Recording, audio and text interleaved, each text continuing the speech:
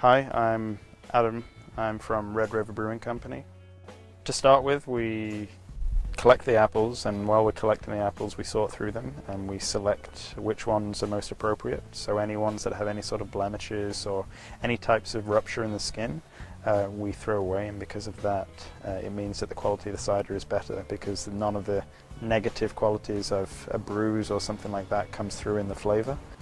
So the next thing that we do after that is we wash them to make sure that any of the debris that has been on the apples while they've been picked or just generally blown through in the air is totally cleaned off them.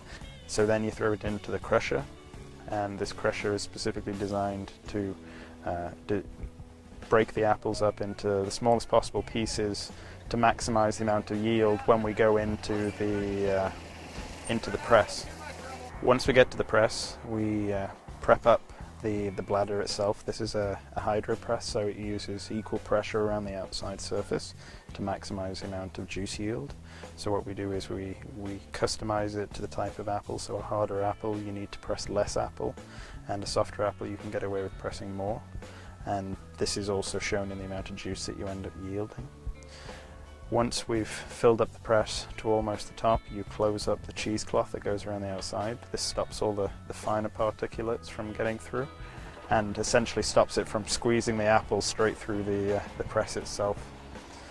Once the juice starts flowing, we monitor the speed and the rate of it to maintain juicing channels coming through the press. And after that point, we wait for around about anywhere between 15 and 20 minutes for the juice to fully come out of the pumice.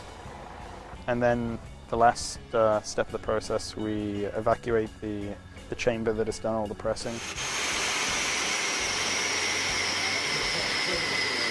And then we remove all the waste pumice out with the cheesecloth. We remove the cheesecloth off the waste pumice and reset that, and then we take the pumice and we dispose of that outside. The intention with that is to create a byproduct in coming years to create added value on that section of the process.